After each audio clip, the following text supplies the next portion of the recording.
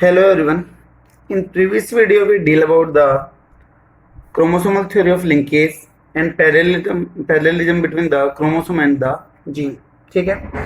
In this video we will deal about the experimental genetics and father of experimental genetics is known as the T.H. Morgan. Its complete name full name is the Thomas Hunt Morgan. ठीक है. तो हमें जो इस video में बात करनी है वो लिंकेज की बात करनी है. जो एक्सपेरिमेंट्स किए थे मॉर्गन ने ड्रोसोफिला के ऊपर उनके बारे में बात करना है एक एक करके. ठीक है. जो टीएच मॉर्गन था इसने फर्स्ट एविडेंस दिया था, एक्सपेरिमेंटल एविडेंस दिया था क्रोमोसोमल थ्योरी ऑफ इनहेरिटेंस. तो experimental verification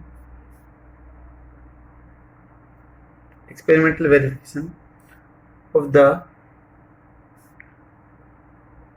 chromosomal theory of inheritance given by T.H. Morgan, that is Thomas Hunt Morgan. हमने लास्ट वीडियो में देखा था कि जो क्रोमोसोम है वो इनहेरिटेंस के लिए रेस्पॉन्सिबल है, बट थ्योरेटिकल पार्ट देखा था. लेकिन इस साइंटिस्ट ने मॉर्गन ने एक्सपेरिमेंटली इसको प्रूव करके दिखा दिया कि जो करेक्टर जाते हैं एक जनरेशन से दूसरे में वो क्रोमोसोम की वजह से जाते हैं. ठीक है. तो given by Thomas and Morgan and it's colleagues, और उसके साथ उन्होंने भी काम किया.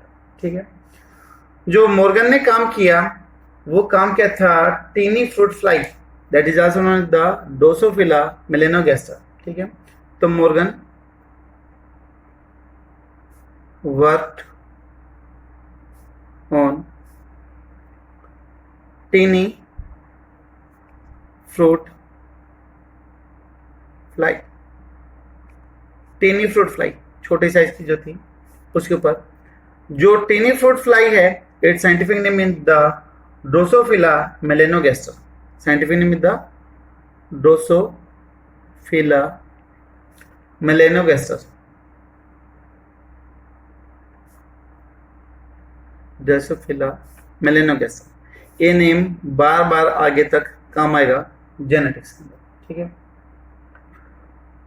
अगर हम बात करें कि why Mendel select the pea plant, तो हमने उसके रीजन देखे थे कि उसका जो साइज था छोटा था, कम सीजन में ग्रो कर रहा था, सीड के नंबर ज्यादा थे, कॉन्ट्रास्टिंग करेक्टर प्रेजेंट थे, हम अपनी मर्जी से सेल्फ या क्रॉस पोलिनेशन करवा सकते थे. सेम एज इट इज हम पूछ सकते हैं या फिर बोल सकते हैं कि why TH Morgan, Thomas Hunt Morgan select the Drosophila as the experimental model. ठीक है. तो हम यहाँ पर लिख लेते हैं why Morgan select Drosophila as an experimental model. ठीक है. बोर्ड एग्जाम के लिए जरूरी है. कंपटीशन एग्जाम में एक दो चीजें हैं, जैसे कि इसका साइज है और इसकी क्रोमोसोम नंबर है, ये कई बार पूछ ले जाते हैं. अदरवाइज कंपटीशन एग्जाम में ज्यादा कुछ यहाँ से नहीं पूछा जाता. ठीक है. तो मॉर्गन ने, टीएच मॉर्गन ने ड्रोसोफिला को सिलेक्ट किया अपने काम के लिए, अपने एक्सपेरिमेंट के लिए. क्यों किया? तो जैसे हमने पी प्लांट के सिलेक्शन का रीजन देखा था, तो एज इट इज हमें यहाँ पर भी कुछ रीजन देखेंगे. सबसे पहला, due to its small size अगर छोटा है तो टैकल करने में क्या होगा, इजी होगा. तो इसका जो साइज है वो छोटा है, जिसकी वजह से हम इसको इजीली डील कर सकते हैं. तो 2 mm इसका साइज है. ठीक है. इसके अलावा जो ड्रोसोफिला है it could be grow on the simple synthetic medium. ठीक है. Can grow on simple synthetic medium.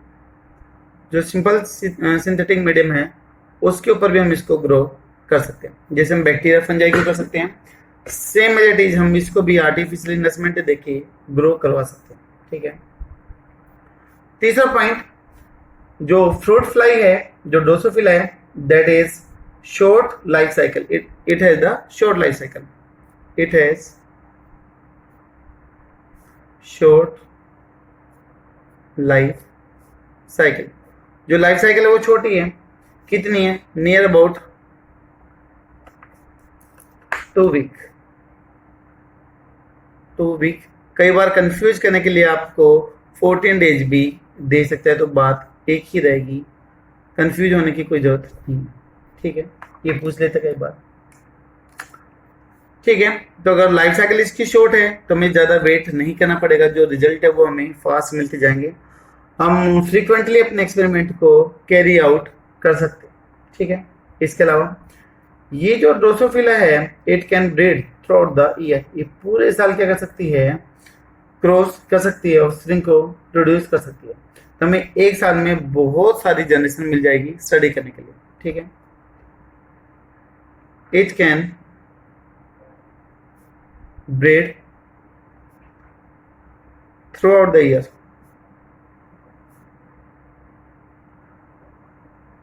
So numerous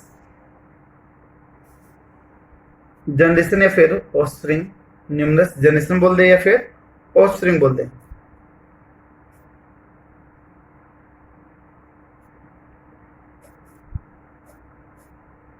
offspring can B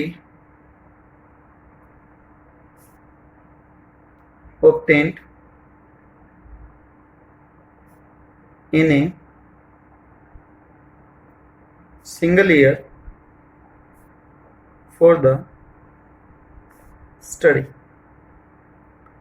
study करने के लिए हमें एक साल में बहुत सारी जनरेशन मिल जाएगी, तो हम यहाँ पर काफ़ी सारी जनरेशन को स्टडी कर पाएंगे. और क्या फ़ायदा है ड्रोसोफिला को सिलेक्ट करने का? तब एक बार में ये रिप्रोड्यूस करती है, मेटिंग करती है, तो हंड्रेड्स ऑफ ऑफस्प्रिंग के बार में प्रोड्यूस करती है. Produce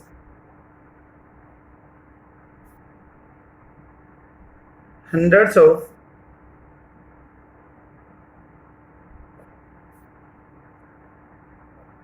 offspring. एक बार में ही काफी सारी संतान पैदा करती है. ठीक है, और हम जितने ज्यादा नंबर पे स्टडी करेंगे तो हमारा स्टैटिस्टिकल रेशियो उतना ही एग्जैक्ट होगा. एरर होने के चांसेस क्या होंगे? उतने ही कम होंगे. और क्या फायदा हुआ? यहाँ पर हम इजिली डिफ्रेंशिएट कर सकते हैं बिटवीन मेल एंड फीमेल. जिससे वहां पर हम बोलते हैं कि पी प्लांट है the contrasting character. Purple white flower था, पोड ग्रीन और येलो था, सीड था येलो और ग्रीन. तो सेम एज इट इज यहाँ पर जो फीमेल और मेल है उनको हम इजिली डिस्टिंग्विश कर सकते हैं on the basis of their body size and the ovipositor. तो female and males are easily distinguish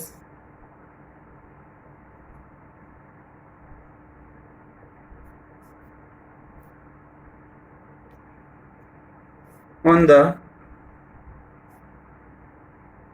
basis of their कौन से बॉडी साइज एंड दूसरा आ गया ओवी पोस्टर. इन दो चीजों के बेसिस पे हम उनको अलग अलग कर सकते हैं. ठीक है, ओवी पोस्टर के that is egg laying structure. Ovipositor is egg laying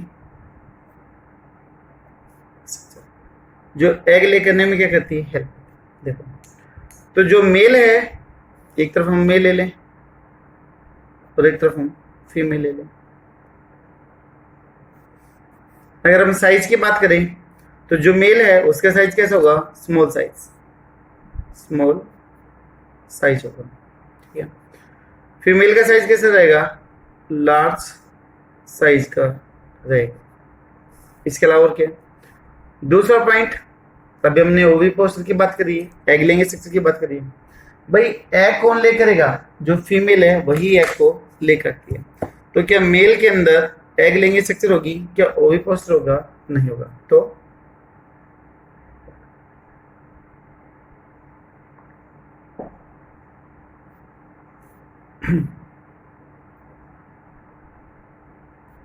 mail don't have ओविपोस्टर, ठीक है, क्योंकि जो मेल है वो एग ले नहीं करेगा तो उसके अंदर ओविपोस्टर क्या होगा? एब्सेंट होगा, ठीक है, डोंट हैव ओविपोस्टर। और जबकि फीमेल के अंदर ओविपोस्टर क्या होगा? प्रेजेंट होगा, ठीक है। तो ओवी poster is present in female तो ले द एग, एग को ले करने के लिए वहां पर ओविपोस्टर हो, ठीक है। इसके अलावा और क्या पॉइंट होगा? मेल ड्रोसोफिला और फीमेल ड्रोसोफिला में ये तो हो चुका है, बाकी का कलर वगैरह में कोई ऐसा डिफरेंस नहीं होगा।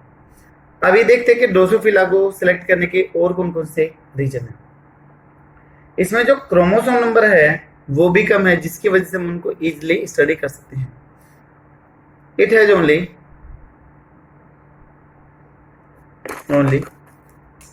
4 पेयर। 4 पेयर का मतलब कितना हो गया? 8 क्रोमोसोम्स हो गए, ठीक है। And they are morphologically distinct from each other, यानी कि जो ये क्रोमोसोम है 8, ये एक दूसरे से मॉर्फोलॉजी के बेसिस पे अलग है, तो हम इनको इजीली स्टडी कर सकते हैं। तो ये भी एक इसका बेनिफिट हो जाएगा। इसके अलावा जो इसमें वेरिएशन वगैरह आएगी, जो म्यूटेशन वगैरह आएंगे, उसको हम लो पावर माइक्रोस्कोप से भी स्टडी कर सकते हैं, ठीक है। तो नेक्स्ट पॉइंट आ जाएगा मेनी टाइप्स ऑफ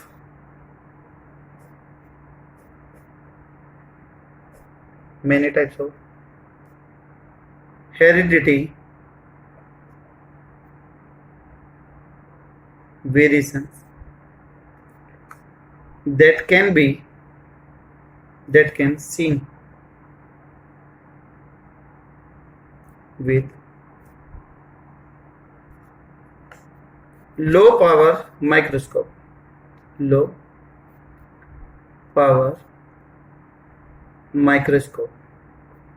तो इनको स्टडी करने के लिए हमें ज़्यादा किसी हाई पावर माइक्रोस्कोप की रिक्वायरमेंट नहीं होगी, तो भी एक ये फायदा है। इसके अलावा और क्या बेनिफिट होंगे? ये सारे के सारे हमने कैरेक्टर देखे हैं कि क्या क्यों मॉर्गन ने ड्रोसोफिला को सिलेक्ट किया था।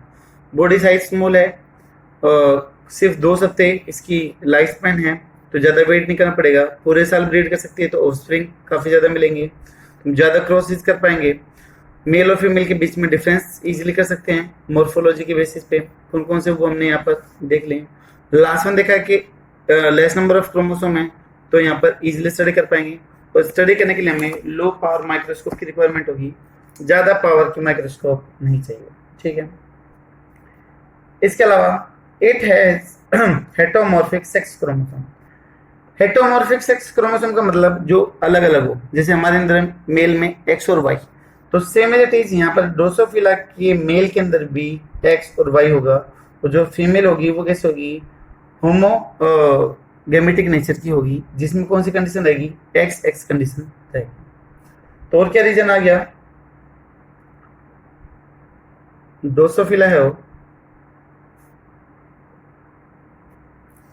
हेटरोमॉर्फिक, हेट्रो का मीन डिफरेंट, मॉर्फिक का मतलब मॉर्फोलॉजी यानी कि बनावट दिखाई देना, तो हेटरोमॉर्फिक बोल दे या फिर डिस सिमिलर बोल दे,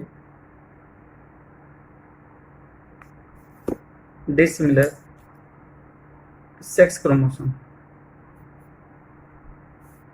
इन मेल। मेल में हेटरोमॉर्फिक सेक्स क्रोमोसोम होगा, जैसे कि एक्स और वाई, ठीक है। तो जो हेटरोमॉर्फिक क्रोमोसोम है they can easily studied from one generation to the another generation, ठीक है। And this heteromorphic chromosomes can easily studied from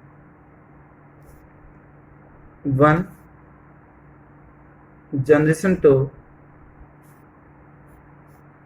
another generation। हम एक से दूसरी जनरेशन के अंदर इसको इजीली से स्टडी कर सकते हैं। ठीक है, तो यहां पर अगर हम बात करें मेल की, male Drosophila,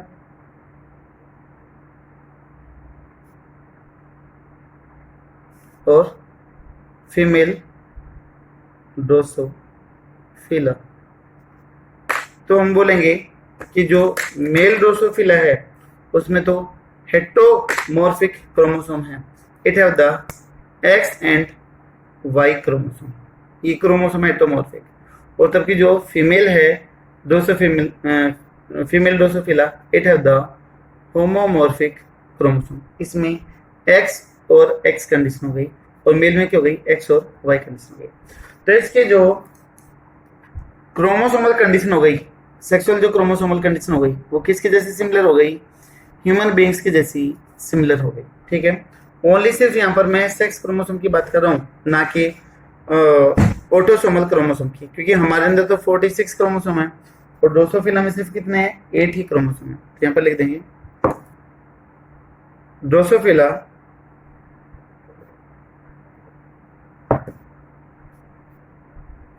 sex chromosome condition is just similar to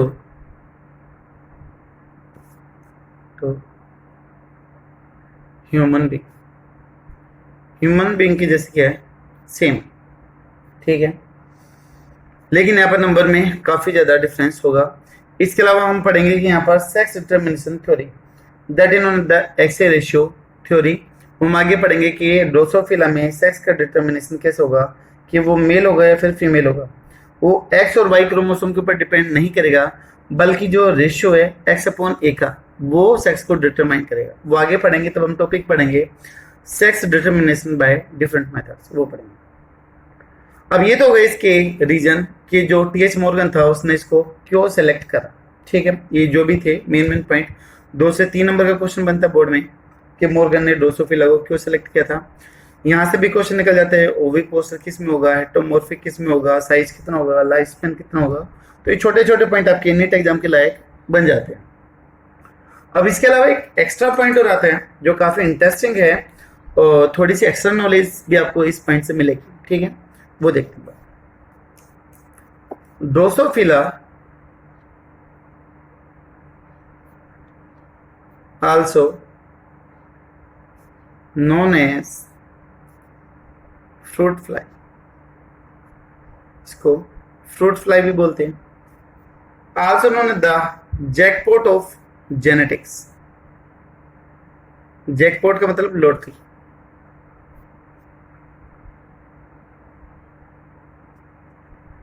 ठीक है, जेनेटिक्स में काम करने के लिए एक आइडियल ऑर्गेनिज्म यहां पर मिला। ठीक है, इसके अलावा also known as the mango fly, also known as the banana fly. ठीक है, ये लास्ट फ्रूट फ्लाई क्यों बोलते हैं, क्योंकि जो रोटन फ्रूट होते हैं उसके आसपास में काफी ज्यादा मिलते हैं, इसलिए इसको फ्रूट फ्लाई बोलते हैं। इसका कॉमन नेम है ड्रोसोफिला मेलेनोगास्टर का कॉमन नेम है that is fruit fly. Jackpot of genetics क्यों बोलते हैं, क्योंकि जेनेटिक्स में बहुत सारा रिसर्च वर्क, बहुत सारा एक्सपेरिमेंट इसके ऊपर किया गया है।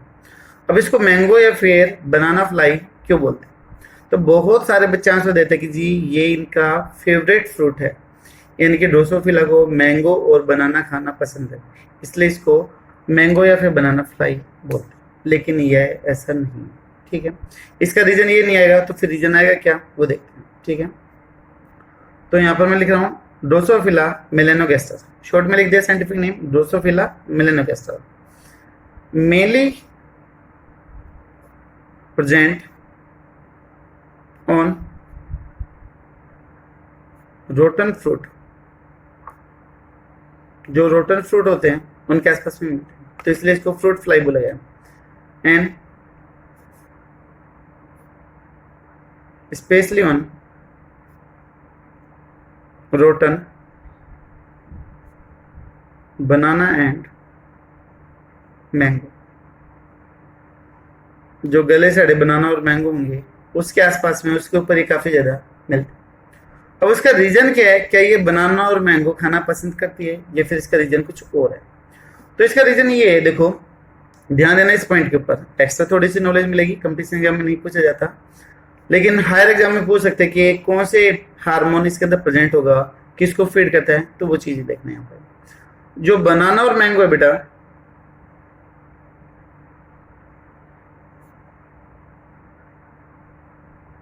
they have high amount of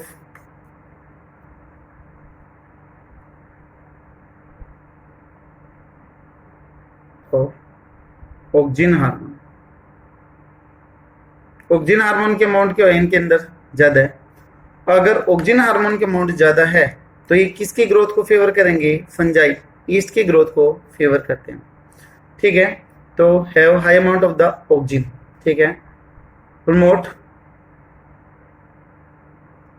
growth of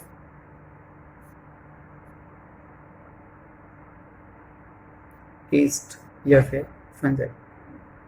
mainly east की ग्रोथ को ये क्या करते हैं? प्रमोट करता है। कौन? ऑक्सिन हार्मोन प्रमोट करता है। और ये ऑक्सिन हार्मोन आया कहां से? बनाना और मैंगो से आ रहा है। तो इसलिए जो रोटन बनाना और मैंगो होंगे उसके ऊपर ईस्ट क्या कर जाएगा? इजिली ग्रो कर जाएगा। ठीक है, नेक्स्ट पॉइंट, जो ड्रोसोफिला है या फिर जो फ्रूट फ्लाई है, that feed on the east, ये ईस्ट को खाते हैं ना कि बनाना और मैंगो को खाती है। ठीक है, तो Drosophila feed on east, not banana and mango.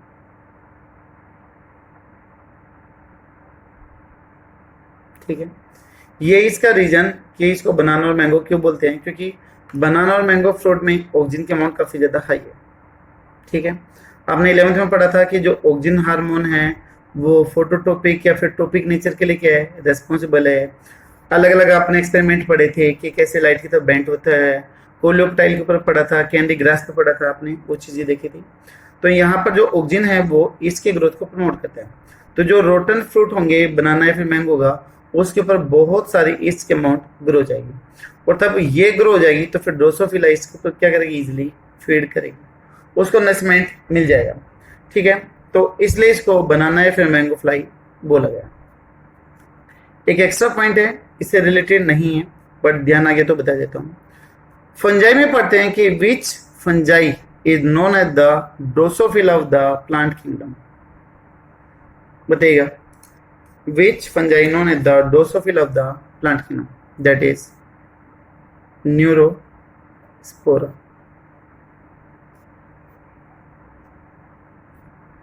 fungi known as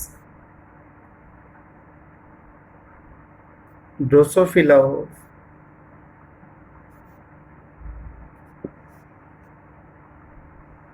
plant genetics, plant genetics या फिर किंगडम। क्योंकि जिस तरीके से जेनेटिक्स का बहुत सारा काम ड्रोसोफिला पे किया गया, उसी तरीके से जो न्यूरोस्पोरा फंजाई है उसके ऊपर प्लांट से रिलेटेड, फोटोसिंथेसिस से रिलेटेड और भी बहुत सारे एक्सपेरिमेंट कैरी आउट करे गए। तो न्यूरोस्पोरा की भी प्लांट किंगडम में काफी ज्यादा value for the research purpose. ठीक है, because Neurospora is highly used to conduct experiment in plant kingdom। Plant kingdom में बहुत सारे एक्सपेरिमेंट कंडक्ट करने के लिए न्यूरोस्पोरा का यूज करा जाता है, इसलिए इसको ड्रोसोफिला ऑफ प्लांट किंगडम बोला गया। ठीक है, तो दोस्तों ये था आज का हमारा वीडियो, जिसमें हमने टीएच मॉर्गन के बारे में कुछ बात करी। ठीक है, अभी इवन ये कंप्लीट भी नहीं हुई है।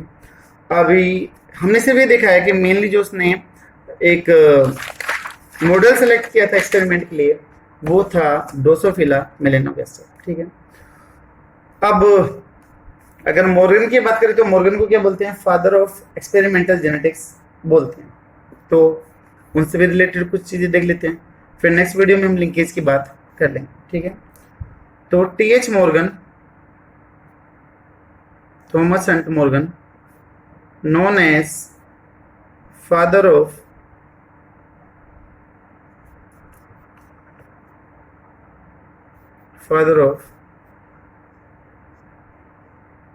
experimental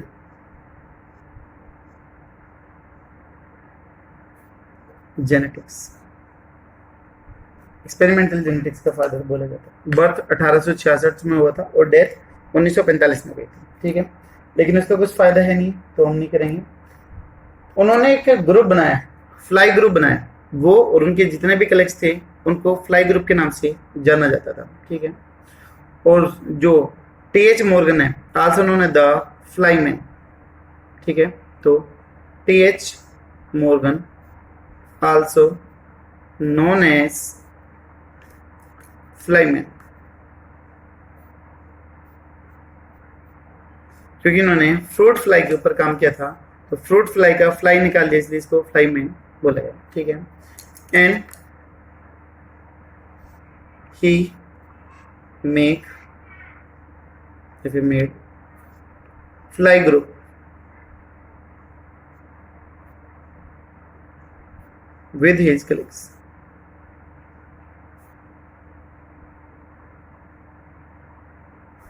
जो उसके साथी थे उनके साथ में मिलकर उन्होंने ये फ्लाई ग्रुप्स की फॉर्मेशन करी थी, ठीक है। तो विद हिज या फिर ऑन क्लिक्स अपने साथियों के साथ में मिल के फ्लाई ग्रुप की फॉर्मेशन करी थी। जो ये टी.एच. मॉर्गन थे ये काफ़ी ज़्यादा इंटरेस्टेड हो गए थे जेनेटिक्स में कि जो स्पीसीज वेरिएशन आती है वो कैसे आती है, ठीक है। तो इनके लिए इन्होंने एक रूम बनाया था कोलंबिया यूनिवर्सिटी में जिसको फ्लाई रूम भी बोला जाता है, ठीक है। तो मॉर्गन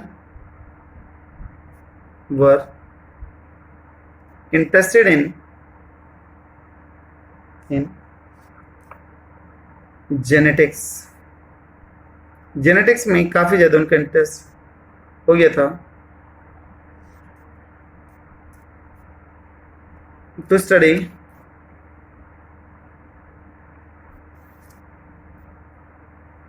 how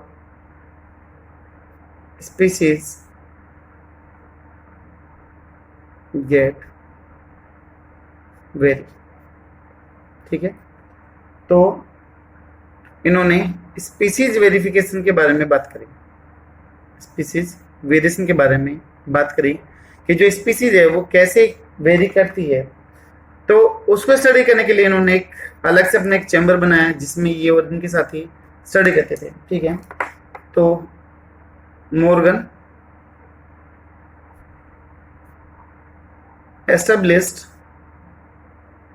का मतलब स्थापित करना, एस्टेब्लिश द फ्लाई रूम बनाया जिसके अंदर ये एक्सपेरिमेंट कैरी आउट करते थे ड्रोसोफिला के अंदर, ठीक है।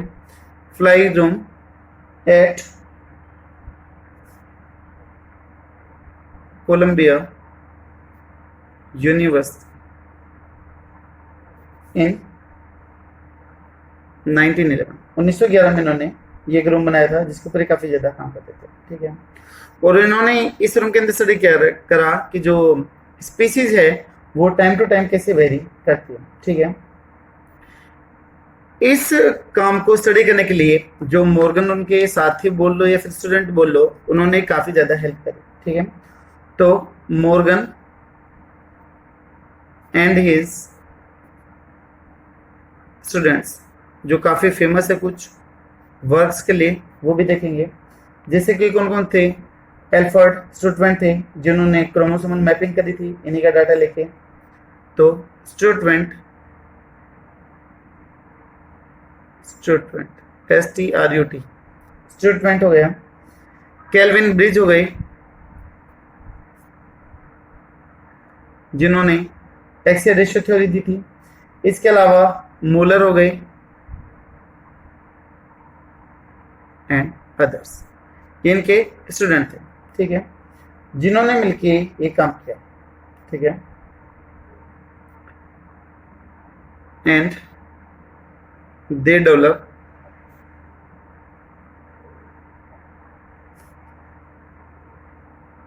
idea of, if they develop proof of chromosomal theory of heredity।